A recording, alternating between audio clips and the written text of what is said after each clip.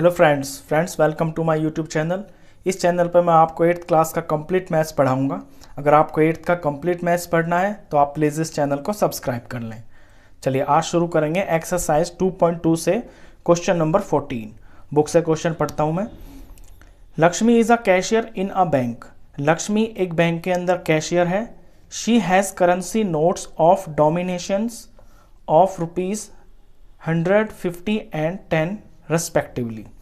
Cashier है लक्ष्मी, उसके पास 100 रुपए के नोट हैं और 50 रुपए के नोट हैं और 10 रुपए के नोट हैं। डिनोमिनेशंस का मतलब होता है नोट की जो वैल्यू होती है। The ratio of the number of these notes is 2, 3, 5। और जो रेशियो है इनकी 2, 3 और 5 है, रेस्पेक्टिवली भी लिखा हुआ है इसके अंदर। यानी कि 100 रुपए के जो नोट है उनकी रेशियो 2 है, 50 की 3 है और ₹10 की 5 है। The total cash with Lakshmi is ₹4 lakh. और जो टोटल कैश है लक्ष्मी के पास वो है 4 लाख रुपीज। तो how many notes of each denomination does she have. तो आपको ये बताना है कि उसके पास 100 रुपए के कितने नोट हैं, 50 रुपए के कितने नोट हैं और 10 रुपए के कितने नोट हैं। ये आपको क्वेश्चन में बताना है। देखिए ये जो नोट्स की वैल्यू दे रखी है इनकी रेशियो भी आपको दे रखी है। और जब भी आपको क्वेश्चन के अंदर रेशियो दी हुई होती है तो उसके अंदर आप एक्स लगा लेते हैं। यानी ये आपके नोटों की काउंटिंग होगी, नंबर ऑफ नोट्स हैं। तो 100 रुपए के नोट्स हो गए 2x, 50 रुपीज़ के नोट्स हो गए 3x और ₹10 के नोट्स हो गए 5x। अब जब 100 को 2x से मल्टीप्लाई करेंगे तो जो वैल्यू हमें मिलेगी वो होगी आपके 100 रुपए के नोटों से जो रुपए बने वो। यानी 2x को 100 से करेंगे तो ये हो गया 200x। और 200x का मतलब है ये वो अमाउंट है जो 100 रुपए के नोटों से बनी है। इसी तरह से जब 3x को 50 से करेंगे तो ये हो गया 150x। ये वो अमाउंट है जो 50 रुपए के नोटों से बनी है। इसी तरह 10 को 5x से करेंगे तो ये 50x हो गया। ये 50x वो अमाउंट है जो 10 रुपए के नोटों से बनी है। अब ये टोटल अमाउंट जो तीनों तरह के नोटों से बनी है ये अमाउंट है आपकी 4 लाख रुपीज। तो अकॉर्डिंग टू क्वेश्चन अगर हम इन तीनों को प्लस करते हैं तो is equal to 4 lakh rupees आएगा। वहां से आपकी इक्वेशन बन जाएगी, एक्स की वैल्यू आएगी। इक्वेशन बनने के बाद एक्स की वैल्यू को इनमें रेस्पेक्टिवली बारी बारी से पुट करेंगे तो हमें नंबर ऑफ नोट्स पता चल जाएंगे। चलिए शुरू करते हैं। देखिए ये तो मैंने क्वेश्चन बता दिया आपको, थोड़ा लैंग्वेज से स्टार्ट करना पड़ेगा। इसके अंदर जो चीज़ गिवन है ना आपको ये नोट्स और इनकी जो रेशियो है इसको आप इस तरह से लिखेंगे। Late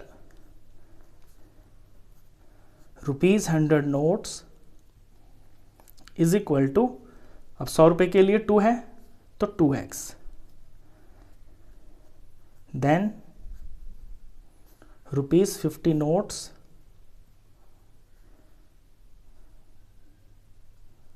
(3x) and ₹10 notes is equal to 5x। यहां पे आप नंबर भी लगा सकते हैं, लेट नंबर ऑफ, कि इतने नंबर हैं उनके नोट्स के नंबर हैं ये आपके। ठीक है, अब अकॉर्डिंग टू क्वेश्चन ये है कि ये तो नोटों की गिनती है और ये नोट की वैल्यू है। तो जब गिनती को वैल्यू से मल्टीप्लाई करेंगे तो उस नोट के द्वारा जितनी अमाउंट बनी वो हमें पता चल जाएगी।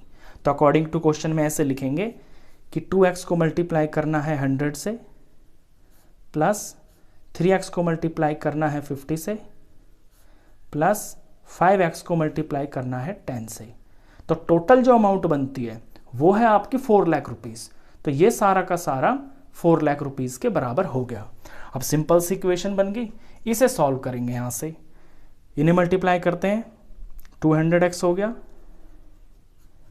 यहां 150x हो गया और ये 50x हो गया, इज इक्वल टू 4 लाख।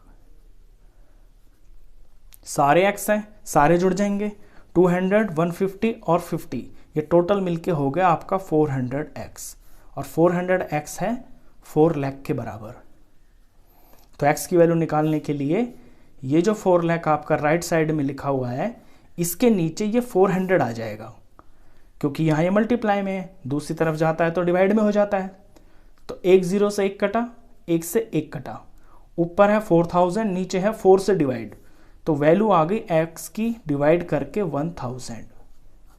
अब x की वैल्यू आ गई, तो ये जो हमने लेट किया हुआ है नंबर ऑफ नोट्स, इनमें पुट कर देंगे तो पता चल जाएगा। अब यहाँ से आंसर ही है, therefore number of ₹100 notes is equal to कितना है 2x। तो इस 2 के अंदर x की वैल्यू पुट कर देंगे जो कि 1000 है, तो ये हो गया 2000। तो 2000 नोट्स हैं जो कि 100 रुपए के हैं लक्ष्मी के पास। इसी तरह से नंबर ऑफ ₹50 नोट्स, 50 रुपीज़ के नोट्स कितने हैं 3x, तो 3 में 1000 की मल्टीप्लाई हो जाएगी, तो ये हो जाएगा 3000। 3000 नोट्स उसके पास 50 रुपए के हैं। इसी तरह से number of ₹10 notes is equal to 10 है 5x, तो 5x, 5 में x की वैल्यू पुट करेंगे जो कि 1000 निकली है, तो ये हो गया 5000 नोट्स। तो लक्ष्मी के पास 2000 नोट तो हैं 100 रुपए के, 3000 नोट्स है 50 रुपए के, और 5000 नोट्स है 10 रुपए के। ये आपका आंसर है। चलिए इसके बाद करते हैं क्वेश्चन नंबर 15। 15 जो क्वेश्चन है वो भी सेम टू सेम बिल्कुल इसी के जैसा है। क्वेश्चन पढ़ता हूं बुक से। I have a total of ₹300 in coins of denomination ₹1, 2 and ₹5। मेरे पास टोटल 300 रुपीज़ हैं, और वो जो रुपीज़ है वो सिक्कों में है। और सिक्के कौन कौन से हैं, 1 रुपये का सिक्का है, ₹2 का सिक्का है, और ₹5 का सिक्का है। The number of 2 rupee coin is 3 times the number of ₹5 coin. कहता है कि 2 रुपये के जो कॉइन्स है ना, वो 5 रुपये के कॉइन से 3 टाइम्स हैं। तो अगर मैं 5 रुपये के कॉइन को x मान लेता हूं, तो ₹2 के कॉइन्स कितने हो जाएंगे 3 टाइम्स, यानी कि 3x। तो 5 का 2 का तो मुझे पता चल गया। आगे क्वेश्चन है, the total number of coins is 160, और टोटल जो सिक्के हैं ना वो 160 हैं, यानी ये सिक्कों की लाइन है, तो टोटल सिक्के तो 160 हैं। तो how many coins of each denomination are with me. तो मेरे पास हर सिक्के के, यानी ₹1 के, ₹2 के और ₹5 के कितने कितने सिक्के हैं। अब यहां से आपको जो ₹1 है ना वो मालूम नहीं है क्वेश्चन में कि ₹1 के सिक्के कितने हो जाएंगे। तो वो तो बहुत आसान है। देखिए टोटल सिक्के तो दे रखे हैं ना 160 हैं, और ₹2 और ₹5 के हमको पता चल गए, ये दोनों मिलके हो गए 4x। अब टोटल में से यानी 160 में से अगर ये दोनों तरह के सिक्के माइनस कर देंगे तो हमें ₹1 के सिक्के मिल जाएंगे। तो ₹1 के सिक्के कितने हो जाएंगे 160 माइनस 4x। 4x है इन दोनों के सिक्के। अब सिक्कों की वैल्यू और उनकी नंबर हमें पता चल गए, ये तो वैल्यू है और ये उनके नंबर है। अब बिल्कुल पीछे के जैसे क्वेश्चन, जैसा पिछला वाला क्वेश्चन किया था ना, बिल्कुल उसी की तरह आगे ये क्वेश्चन चलेगा। क्या होगा कि ₹1 के जब इतने सिक्के हैं तो ₹1 से अमाउंट कितना बन जाएगा, तो 1 को मल्टीप्लाई कर देंगे 160 माइनस 4x से। इसी तरह से जब ₹2 के 3x सिक्के हैं तो वैल्यू कितनी हो जाएगी, यानी 2 रुपये से कितनी अमाउंट बन जाएगी, तो उसको 2 से मल्टीप्लाई कर देंगे 3x से। इसी तरह से 5 रुपये के x सिक्के हैं तो 5 को जब x से मल्टीप्लाई कर देंगे तो हमें अमाउंट पता चल जाएगी। और ये जो टोटल अमाउंट है ये 300 बुक में दी हुई है। तो ये तो बना क्वेश्चन, अब आप समझ गए होंगे।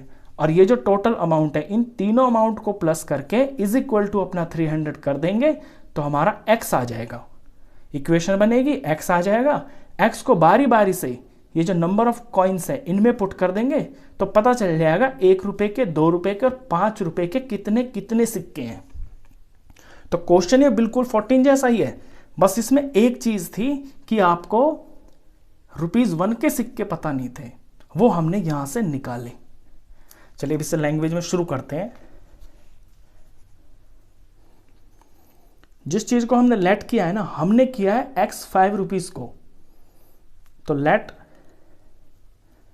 Number of ₹5 coins is equal to x। तो देयरफॉर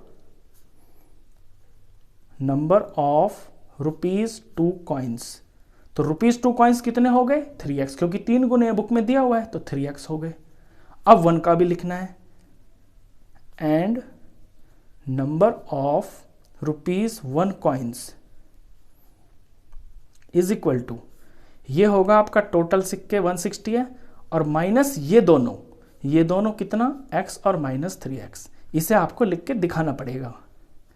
तो 160 माइनस 4x, बस ये 3 चीजें आपकी आ गई।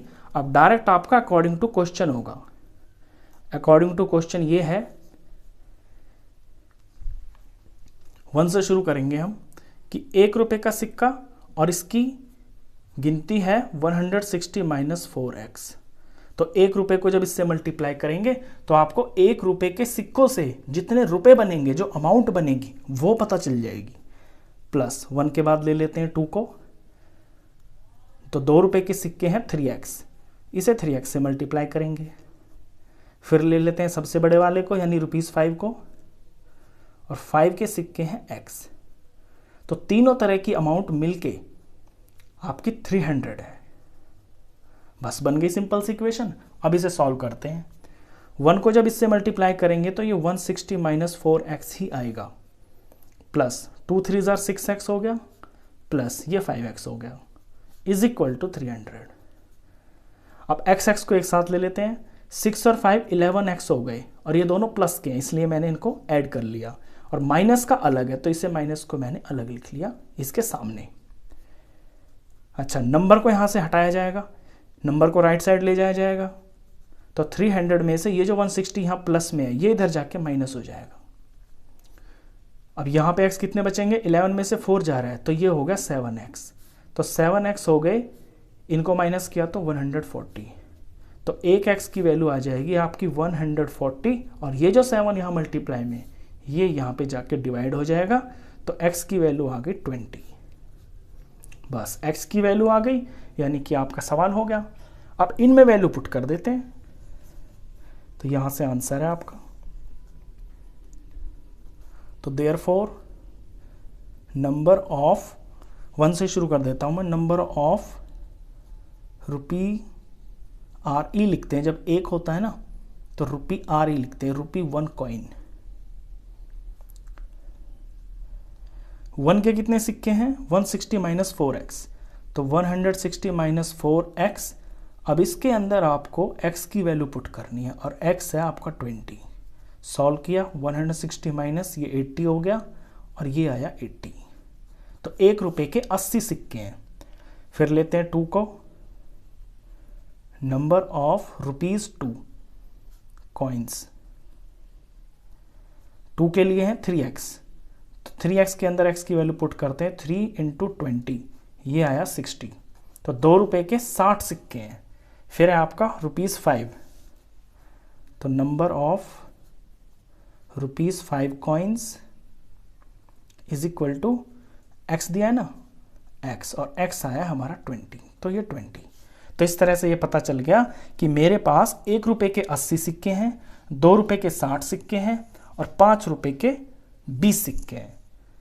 तो आई होप आपको क्वेश्चन अच्छे से समझ में आया होगा। ये जो रुपीज़ वाला क्वेश्चन होता है ना डिनोमिनेशन का, ये काफ़ी इंपॉर्टेंट होता है, और इसका लॉजिक बड़ा सिंपल सा होता है कि आप अपने रुपीज़ की वैल्यू को मल्टीप्लाई करते हैं नंबर ऑफ कॉइन्स से, तो आपको अमाउंट पता चल जाता है, और क्वेश्चन में आपको टोटल अमाउंट हमेशा दी हुई होगी, उसी से तो इक्वेशन बनेगी।